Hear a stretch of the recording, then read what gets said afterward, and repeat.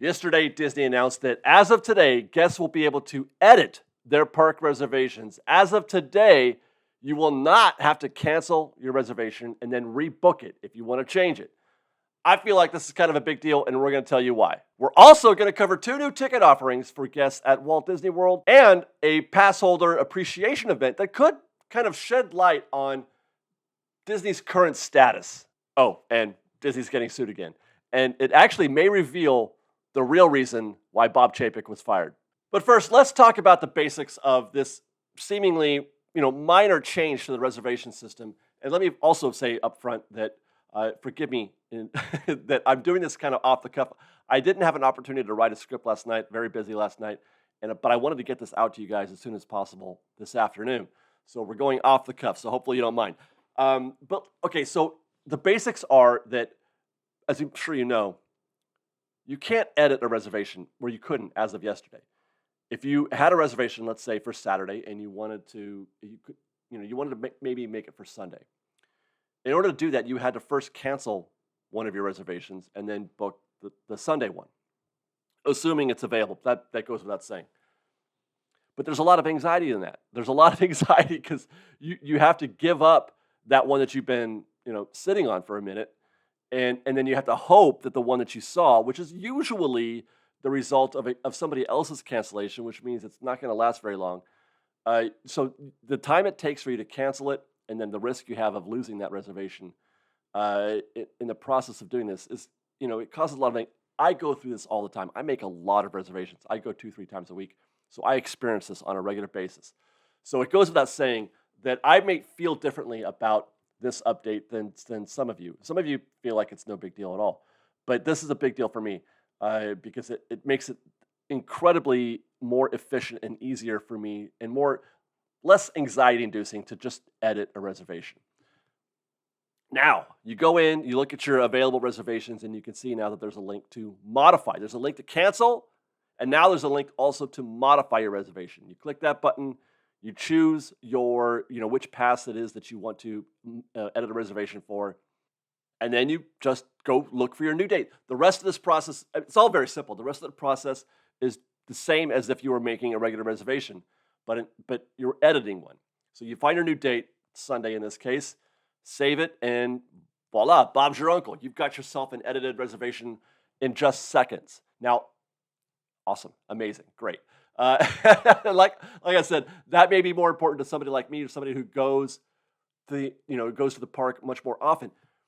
Why I feel like this is a big deal is there's a couple of reasons. First, it goes towards Disney thinking about the reservation system and how it works and how they can make it better.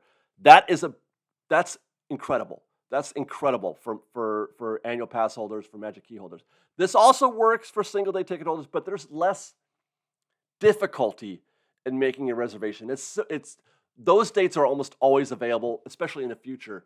It's the near to dates that are hard to get for single-day tickets. So this is not as useful for them, although it does still apply, as it is for Magic Key holders.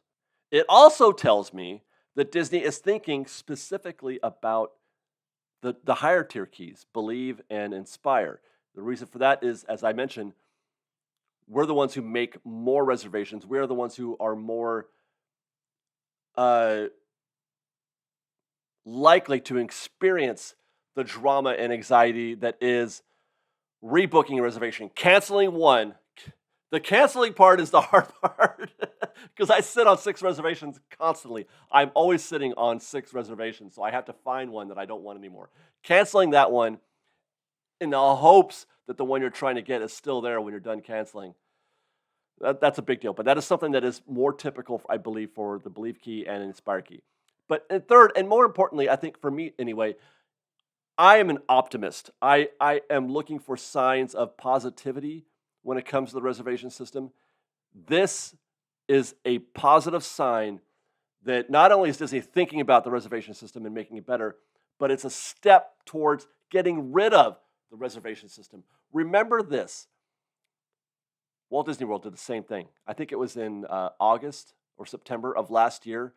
August or September of last year, Walt Disney World said, hey, you guys can now edit your park reservations. And that was a big deal then. And this is before both parks, Disneyland and Walt Disney World, were 100% all in on the reservation system. It is what it is, and there was nothing you could do about it. That was the first chink in the armor of the reservation system for Walt Disney World, the ability to edit the reservation. Fast forward to today, or I should say to a couple days ago, last week, or was it, I don't know, 4 or 5 days ago, Disney announced at Walt Disney World that in January of 2024, January 9th, there would be no reservation system at all for single and multi-day ticket holders, for date-based tickets. And that even some annual pass holders, or I should say some reservations, some dates for annual pass holders would be considered good to go, which means you would need no reservation whatsoever. Select dates would not require a reservation from anybody. It was completely wide open. And that's as of January 9th, 2024. That is a big deal. And the ability to edit the reservations was kind of like a first baby step, an incremental baby step towards that destination. And by the way, I said this in our State of Disneyland report, that I did not think that this was all that they were going to do, that they were going to do more, and it might actually accelerate, and it might actually come sooner than we think. It's exactly what's happening right now. This news, all these things coming together in the aggregate, tells me that Disney is having a lot of debate, a lot of second thoughts about the reservation system.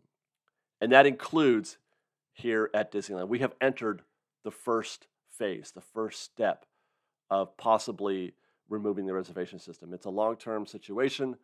It's not going to happen right away. For whatever reason, they can't just say it's on and now it's off. They can't do that. They got to do it incrementally for whatever reason. I don't understand it. Couple that with the other news that I mentioned in the outset. There are 2 new ticket offerings at Walt Disney World.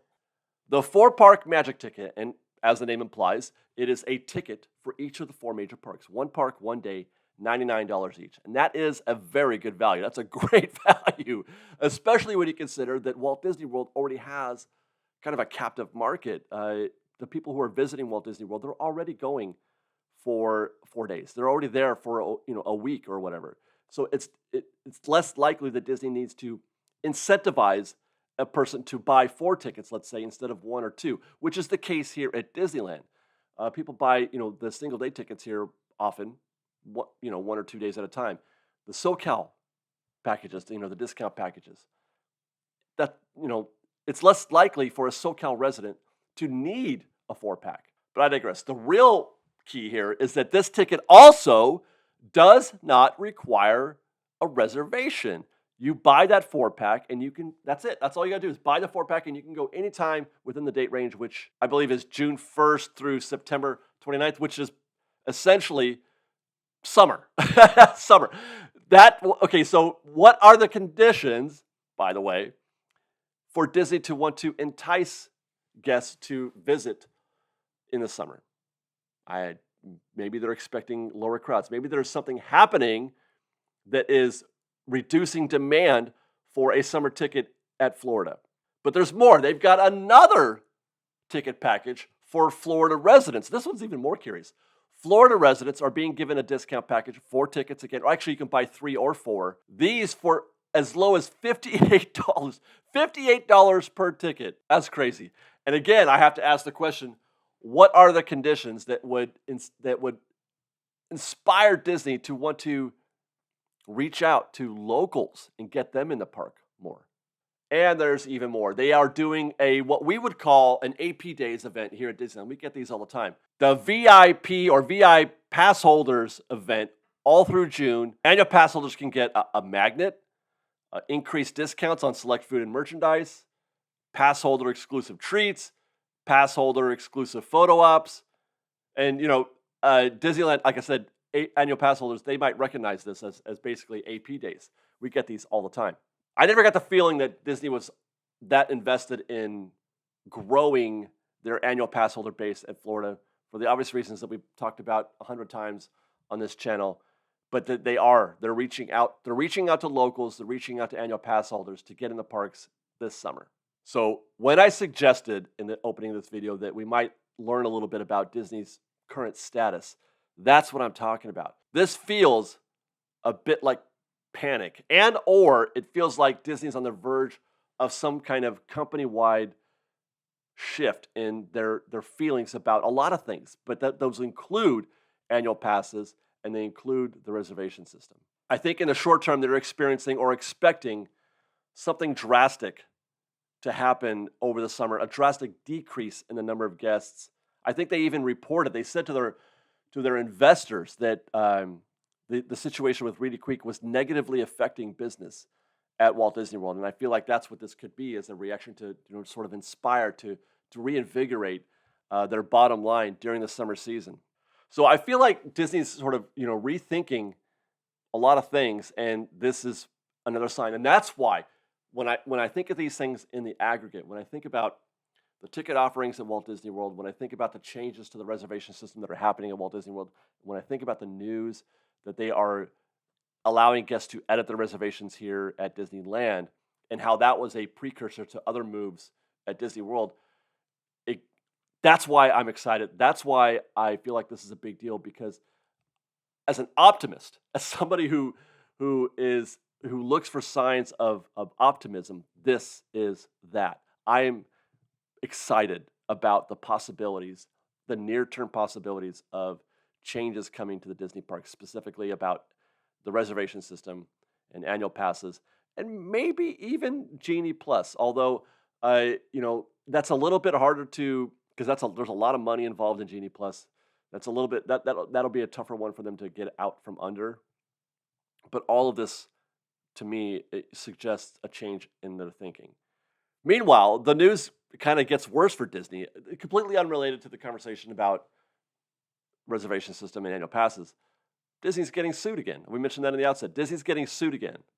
The new suit alleges that the Disney company, led then by CEO Bob Chapek, repeatedly misled investors about the success of the Disney Plus platform by concealing the true cost of the platform, concealing the expense and difficulty of maintaining robust Disney Plus subscriber growth, and claiming that the platform was on track to achieve profitability by the end of fiscal year 2024. Let's play that back. What they're talking about is, Bob Chapek took over as CEO of the Disney company in February of 2020. And then that following October, 8 months later, he reorganized the Disney company into just two basic business units. There used to be three.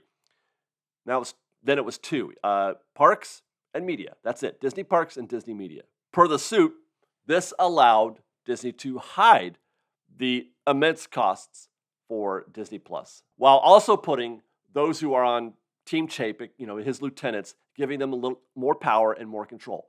I'm speaking specifically about Kareem Daniels. This suit names Bob Chapek, Kareem Daniels, and Christine McCarthy. Chapek was fired, of course, and so too was, you may recall, Kareem Daniels. He was fired just a few days after Bob Chapek. Christine McCarthy was not. She is still the CFO of the Disney company, and we still hear from her during the earnings calls. Logic tells me that's because she was the whistleblower on Chapek's nefarious plans with the Disney finances. You may remember, again, when we heard the news that Chapek was being let go, part of that story was that McCarthy was the one who sort of led the initiative, who was the one who spoke to the board, the Disney board, and said, we need to get rid of this guy. So it all kind of comes together. And it actually answers a lot of questions that I had personally about the whole timeline of Chapek's firing. Because you recall at the outset, we're like, we don't like Chapek, and what are they doing? Why is he still employed?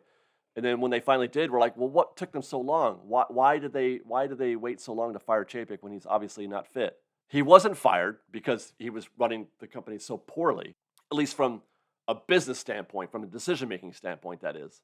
Reservations and Genie Plus and that kind of thing. I think actually they were fine with it. They were good with whatever strategies he was implementing. No, I don't think he was fired for that, because if that were the case, then it would have been done sooner. I feel like this tells me that the reason why he was fired is because he was up to some kind of witchcraft with the books, with the accounting, with the financials. He was trying to hide losses to the investors, which included Kareem Daniels. Kareem Daniels is somebody who helped him facilitate those moves. It wasn't the reservation system or Genie Plus or his inability to speak in a way that didn't piss off everybody. It wasn't because any of that. The reason that Bob Chapek got fired was Disney Plus. And it's got to make you wonder if this whole Disney Plus thing was such a great idea. You know what I mean? Like, it's so much, there's so many problems they're having with it. And it's not working out the way that they thought it would. Streaming was thought to be this, golden goose that could, just produce cash.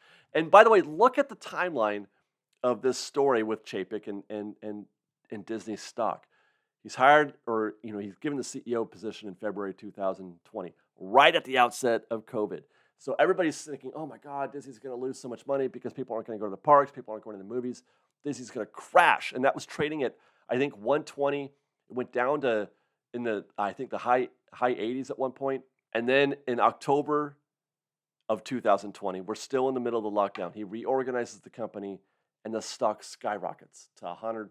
I think it was by the end of the year, by December, it was up to 181, reached a high of almost 200 in March of 2021. Again, all while we're under the cloud of COVID and the lockdown. How it just seemed impossible. It seemed impossible that they could do that. How could Disney grow under those conditions? And everybody said, well, it's Disney Plus. Everybody's at home streaming. Everybody's got a lot of confidence in Disney Plus. The numbers, the subscriber growth is going through the roof. And so the stock market just went bazonkers. It was so artificial. And now today we're seeing the correction to Disney's stock price. It never was, $180 a share stock. It's a 120 or something like that. Actually, now it's 92. They're still recovering. But it all makes everything so much more, it makes a lot more sense now when I look back on it. And so here we are, once again, Disney's looking for some good news. So that's why, even that, I guess I said that this was unrelated, the lawsuit, but in a way it is kind of related because Disney is, like I said, they're looking for more good news. They're looking for some positive. They're looking for momentum in the correct direction. And parks are a great way to stimulate Disney's bottom line. I do think there's a distinct possibility that Disney's just going to go for, let's fill the parks up again. I think there is. Now, I know that scares some of you, and it does to me a little bit because, I experienced a day, last Tuesday was one of the busiest days that I've ever seen in a Disneyland. One of the busiest days that I can remember, and it was just a random Tuesday. And but then back to quiet on Saturday again. I'm not sure what it was, but it reminded me, I guess what I'm saying is it reminded me of how busy things could get at Disneyland. And it was a little stressful. But I think everybody agrees that the way the parks were operating in 2019, in spite of the crowds, were better. You could even go back to 2017, 15, that kind of thing. Operations were better in those times. Just the way that the park was run was better than they are today, and for a lot of reasons. And the lack of a reservation system and the lack of Genie Plus. Instead, we had Max Pass, which I look back on finally. I did not like Max Pass when it was launched. I didn't think it was good because people were paying for something that used to be free. Never liked that. But at least Max Pass did have a free option. You could use the free Fast Pass if you were willing to walk to the location and get a machine or get the Fast Pass ticket, or you could pay for Max Pass. All of this put together suggests to me that there's something happening. The next 6 to 9 months are going to be very telling for Disney parks. And stay tuned. Thank you for tolerating and putting up with my ramble on this particular video. Thank you for allowing me to just shoot the breeze with you guys today. I hope you don't mind. And like I said, stay tuned. This is going to be a developing story quickly, I believe. Thanks for watching, guys. We love you. Be safe. Be kind. Fresh baked.